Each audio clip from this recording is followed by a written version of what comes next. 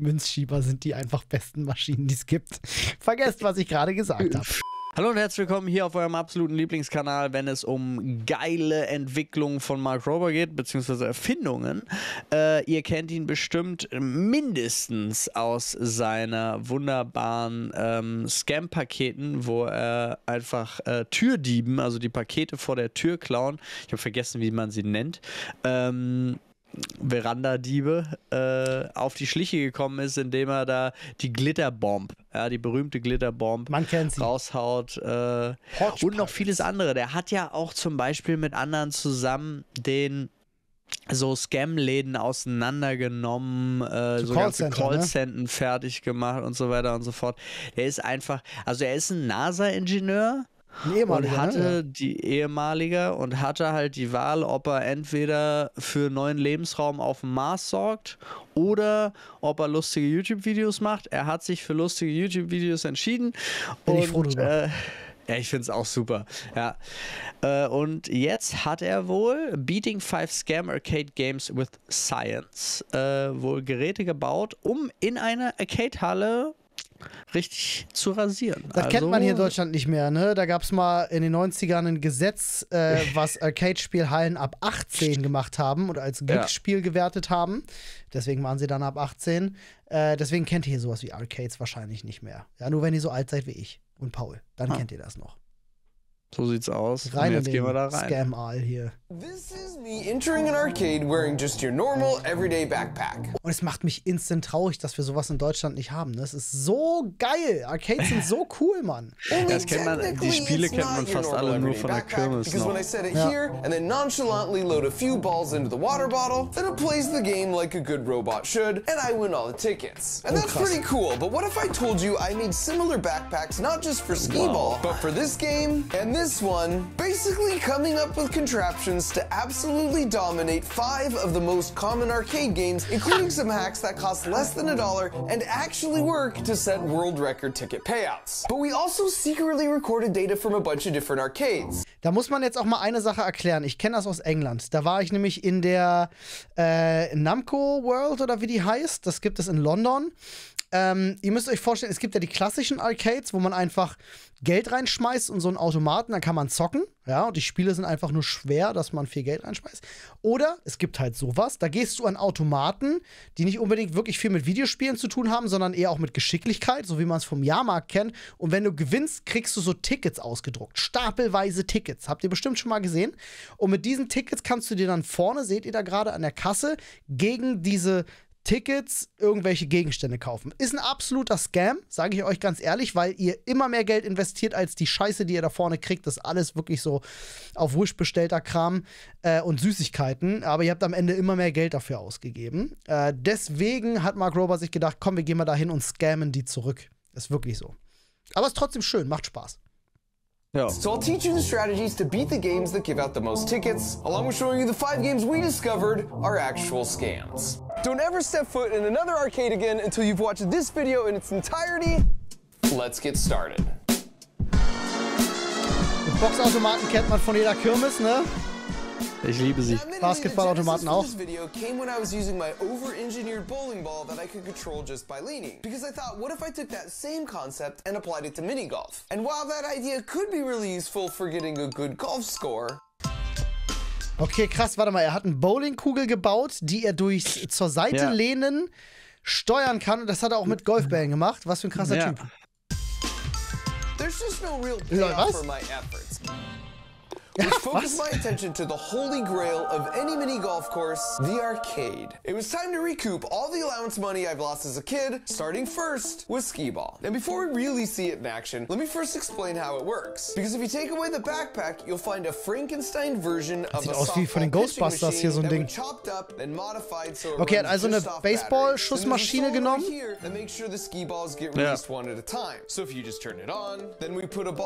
Er kann die Frequenz einstellen.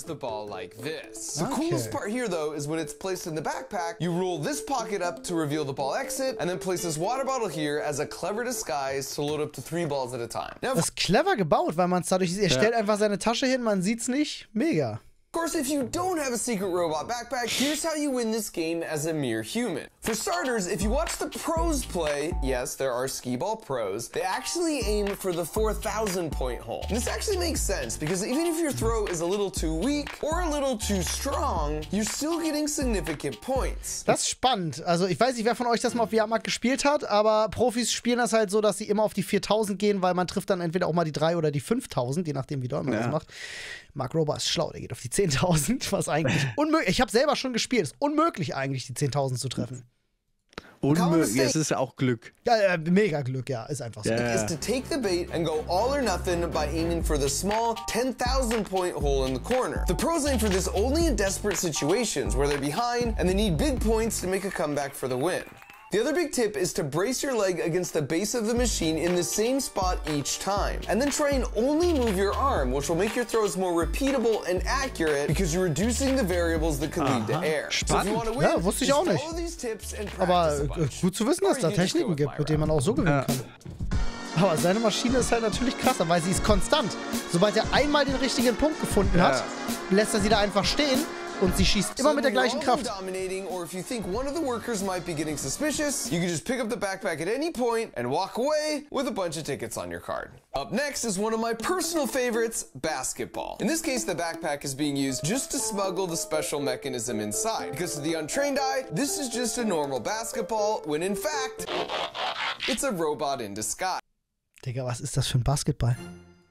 Now, before I show you exactly how it works, you first need to understand how these games work. Just underneath each rim is an infrared laser and a detector. And then on the front of the rim, on the other side of that metal plate, is a reflector. So when the laser beam shines straight forward, it bounces off the reflector, and then the sensor's like, yep. Oh wow, so funktionieren die? Das wusste ich gar nicht. Das ist ja, ich habe mich immer gewundert, wie zählen die, ob ich getroffen habe oder nicht. Einfach indem eine Laserschranke unterbrochen wird. Okay, wild. I can see the beam. So when a ball goes through the hoop, it breaks the beam and the sensor's like, aha, I didn't see it for a second. At which point it tells the game to add 2 points to your total because that means you must have scored. In engineering, we call this a beam break detector, and it's the exact same concept you have as a safety feature on your garage door. So if you really want to destroy the high score here, the ball needs to break the beam, then somehow get out of the way so the beam reconnects, and then come back and break the beam again, over and over again. Okay, das heißt, er muss es hinkriegen, dass der Basketball da stecken bleibt. Und wahrscheinlich hat er deswegen den aufgeschnitten, damit er hoch und runter geht und die Lichtschranke unterbricht und wieder schließt. Das ist spannend. Okay, wie hat er das gebaut? As fast as possible. But if you think about it, the whole ball doesn't need to actually get out of the way, just the part in front of the beam itself. And how might you do that? Well, one way is to 3D print the bottom hemisphere of a basketball in 2 parts attached together through some linear guide rods, then add a battery, microcontroller, and servo motor so the bottom part of the shell can translate up and down. This way it would reconnect the beam and then break it over and over again and register 2 points every time. Wild, Alter, was für ein Aufwand. Need a way to grab the rim so you can hang out there while you perform these shenanigans. Aber eine Frage stelle ich mich schon, aber muss den Ball auch schon irgendwie dann so werfen, dass der auch wirklich genau so reinfällt, ne? Also muss er schon erstmal irgendwie platzieren. Wie bleibt der Ball auch da hängen? Pistons connected to a mini pressure intake controlled by a solenoid valve triggered by an RF remote. And then you could shoot the ball normally, and then with one push of a button, piston rods would shoot out and grab the rim. And then once mischief was managed. Damit hat er 2 Probleme auf einmal gelöst. Also Engineering. Wild. Ja, Mann. Indem die rausgehen, landet er ja automatisch auch in der richtigen Orientierung. Das ist ja richtig gut. You trigger the remote again, and they would retract. Now, if you just add another 3D printed hemisphere on top, then glue on the actual basketball skin, then when you put it all together, it would look something like this. Now, if you don't happen to have a RoboBall, here's a few tips that will help you get the high score for this game. Now, the most important thing is you never want to waste time waiting for a ball to roll down to you. And since these games normally come in pairs, just swipe your card on both games and then temporarily borrow the second set of balls. Lol. Okay, Paul, hast du das jemals so gespielt? Nee. An 2 Maschinen gleichzeitig, damit du nicht auf Bälle warten musst. Finde ich krass. This should give you plenty more than you need, so just keep the balls that are the least inflated. Now you start the game and get into a rhythm where you finish your shot with one hand and then start grabbing or replacing the ball with your other hand before your first shot has even gone in. Or if the rim is close and you want to get really extreme, you can just go with a two-handed shooting strategy like this guy. But even that strategy. Aber jetzt muss man auch sagen, bei uns ist es ja auch nur auf so Jahrmärkten, Kirmessen und so zur Verfügung und da hast du nie die Chance, dass so viele frei sind. Nee, also es gibt Ausnahmen, muss man sagen. In Köln gibt es eine große Arcade-Halle zum Beispiel, da waren wir zusammen gewesen. In Berlin gibt es auch einen Ort, da kann man ein bisschen Arcade spielen, aber ist lange nicht mehr so wie früher. Ja. Und die sind aber... strategy is no match for my spherical transformer, because when I'm ready to go, I just shoot the ball with one hand and then hit the remote right as it's about to go in. Das ist so geil. And now as the ball just sits there articulating, I simply watch those sweet, sweet points rack themselves right on up. Stell dir mal vor, Mitarbeiter kommt vorbei und denkt so, Also wenn du wirklich nicht damit, weil hätte er uns nicht gezeigt, wie das funktioniert, wäre das Absurdeste, was man einfach so sehen kann. Ein Basketball, der sich unten öffnet. Du denkst dir, was zum Fick? Stell dir vor, da läuft ein Mitarbeiter lang und sieht das. Du denkst doch, du bist auf LSD oder Crack oder so. Was ist denn das? Ja, das stimmt.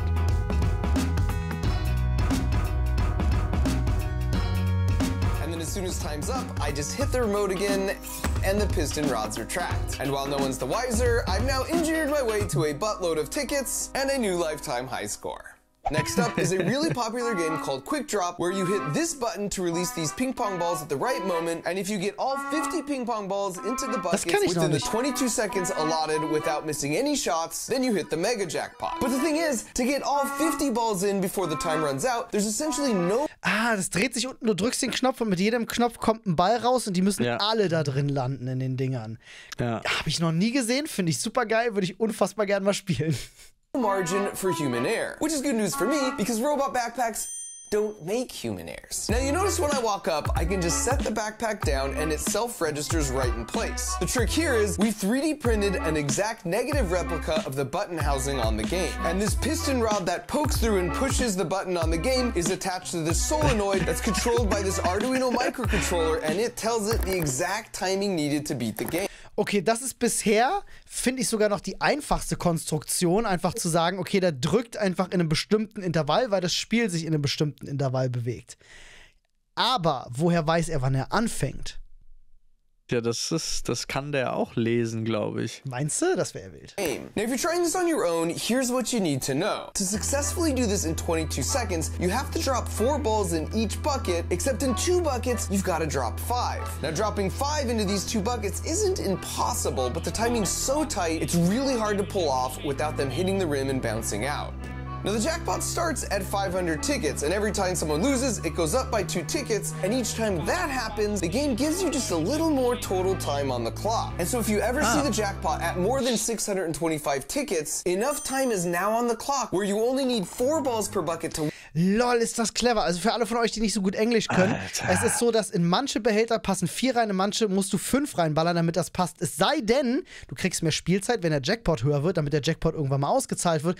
Es gibt einen Sweet Spot, wo du nur noch 4 Bälle in so ein Ding reinballern musst. Und ich denke, darauf haben sie dann gewartet letztendlich. Win, and it's definitely worth trying it a few times because that makes it so much easier to pull off. Alternatively, if you're too impatient to wait for the jackpot to rise up, you can just go to school for 6 years to get a degree in mechanical engineering and do it this way.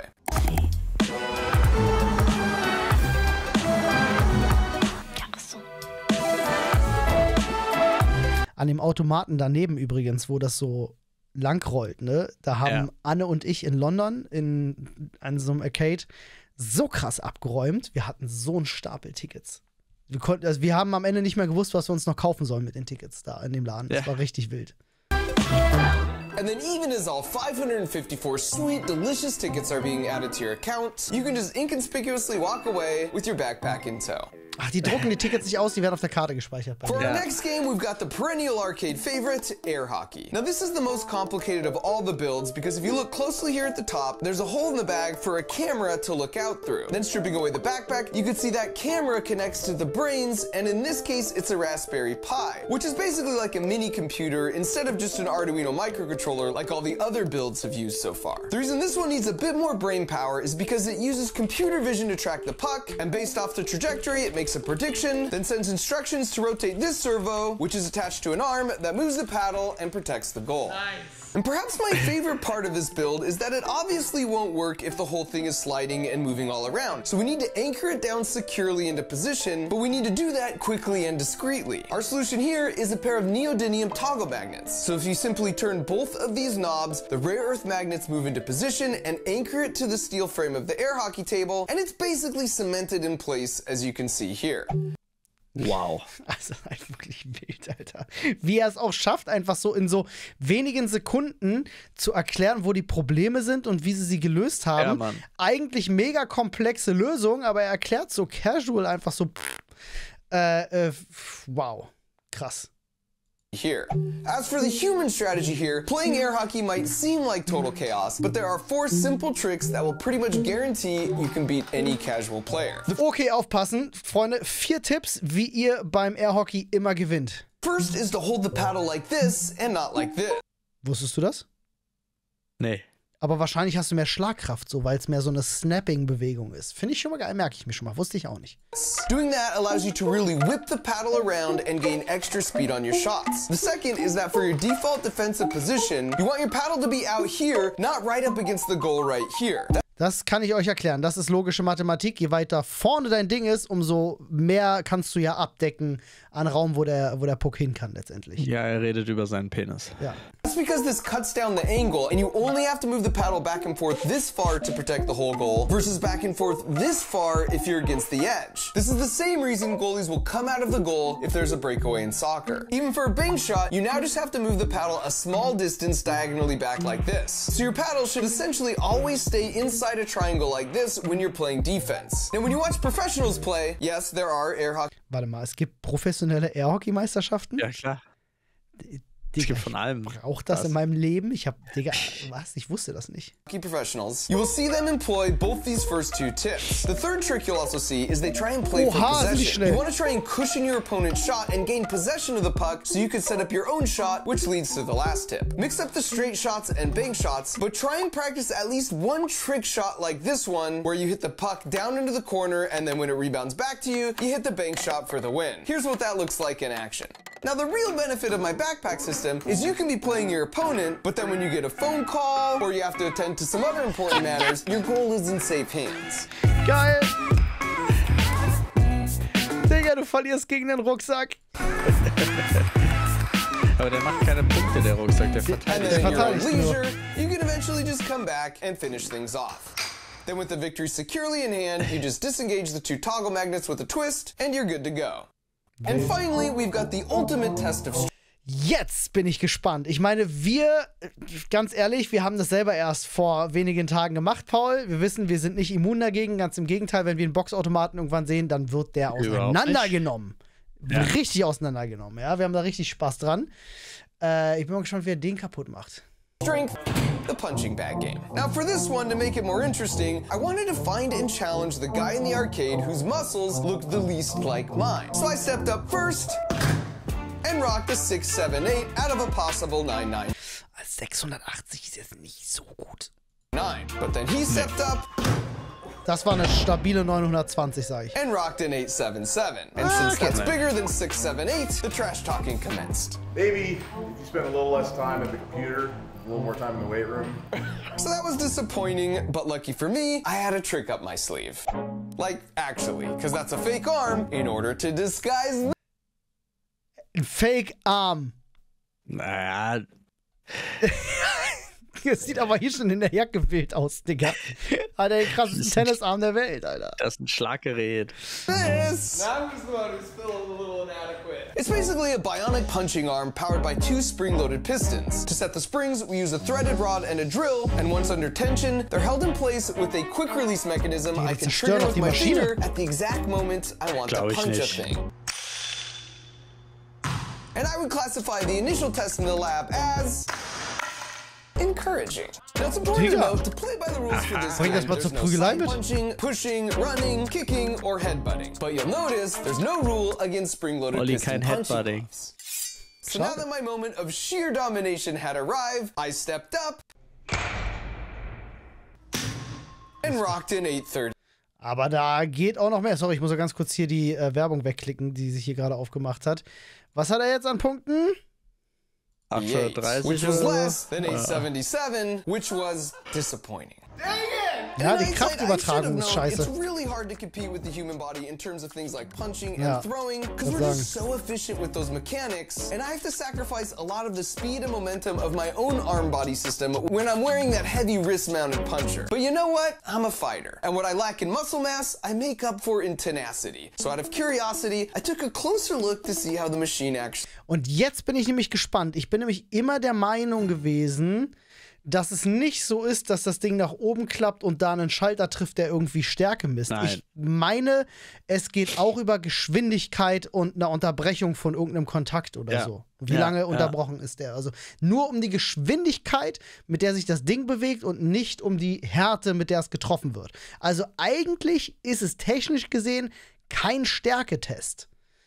works. And it turns out it has a beam break sensor just like the basketball game. So as that odd-shaped metal piece, which is attached to the axle and punching bag, rotates around, the beam has this tiny window to hit the sensor. You can see the sensor in the front view here. So the game cleverly measures how many milliseconds the sensor sees the beam for, and from that it infers how quickly the bag is rotating on the axle, and therefore how hard it was punched. And this gave me an idea. So I went to the prize counter and redeemed a few of my jackpot tickets I'd been stocking up in exchange for a Pez dispenser. Step 1 was to unwrap and eat some of the Pez, because they're just delicious. And then for step 2, I removed the head and cut the arcade card like this, and then taped it here, and then went and tracked down my new friend. My theory was that if I extended the Pez dispenser and modified card out like this, and then let go, the Ich hätte doch alles andere als einen Pez-Spender nehmen können dafür, ne? Nein. Aber irgendwie macht es einen Pez-Spender schon irgendwie geiler, finde ich. Ja, ist richtig. Den Sensor umsetzen ist auch eine geile Idee aus dem Chat. force of the spring would retract the card and it would break the beam so fast the machine would think it was an insanely fast punch. But would it actually work? And it turns out it absolutely does, because I maxed out the machine. So, yeah, use this information responsibly, kids. Now, a few years Das Ding kannst du dir ja wirklich einfach scheiße nachbauen. Ja, das kannst du selber machen. Pez-Spenderkarte, let's go. Leute, ich sehe da Möglichkeiten. ago, I made a video where I visited the carnival and collected data on all the games and then used physics to expose which carnival games were rigged and then showed how to beat them. So this time around, instead of the carnival, I once again bribed some family friends with unlimited Slurpees in exchange for them collecting a bunch of data at some local arcades. And in addition to uncovering which games were scams, which I'll cover in just a minute, here's what we discovered. For starters, the most popular games in the arcade were the redemption games, as opposed to the experience games. And here's what I mean by that. Redemption games are the games where the goal is to win tickets. So like the coin pushers or this Plinko game Alter, die machen Spaß, Mann. or spin the wheel. On the other end of the spectrum, you have experience games like air hockey, skee ball, or racing games. It's a trade-off because the games on this side of the spectrum give out more tickets, but it's not as much about the fun of the Das finde ich spannend. Ich hätte jetzt nicht gedacht, dass diese, so wie er es nennt, Redemption Games, wo es um Tickets gibt, die sind, die am beliebtesten sind. Hätte ich nicht gedacht. Ich bin jetzt auf dem... Also sie sind am einfachsten. Ja, aber wenn ich von einem Jahrmarkt ausgehe, sind eigentlich so die Münzschieberstände auch nicht die vollsten, oder? Ich bin gerade nicht sicher. Ja, keine Ahnung, aber das war das, was die jetzt da analysiert haben. Ja, ist spannend auf jeden Fall. experience. And then in the middle of the spectrum, you have games like the ping pong drop or hit the clown that have middle of the road ticket payouts, but they're also middle of the road fun to play. Now, since the games on this side were a lot more popular, they earn a lot more money for the arcade, even when you factor in the higher ticket payouts. We found that for a medium-sized arcade on a busy day, the less popular games were played 25 times, and the more popular ones could be played up to 250 times or more. At an average gameplay of $1, that means each game makes Okay, dann ist klar, was du dir da hinstellst, ne? per day, or about $7,000 to $70,000 per year. And finally, we found that if your sole goal was to win tickets, coin pusher games like this Avengers one seem to be the best return on investment. Okay, er sagt gerade einfach, Münzschieber sind die einfach besten Maschinen, die es gibt. Vergesst, was ich gerade gesagt habe. Für Return of Invest.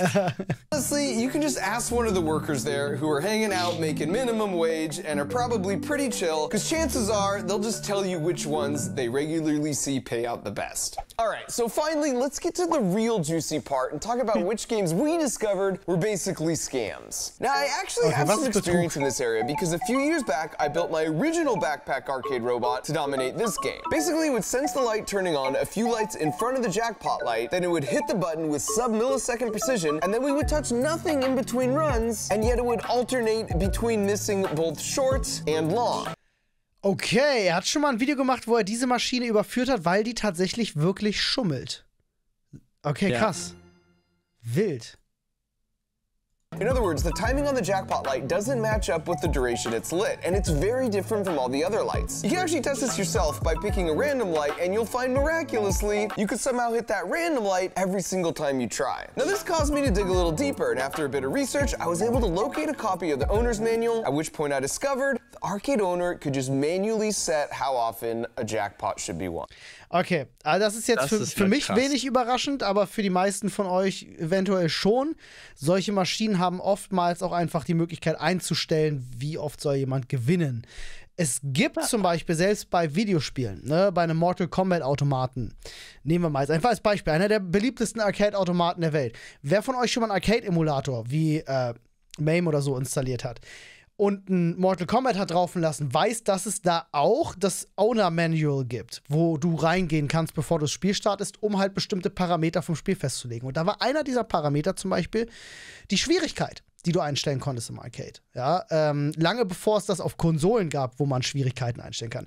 Da gab es wirklich viele Arcades, die dann einfach auch zu verschiedenen Tageszeiten verschiedene Schwierigkeiten eingestellt haben.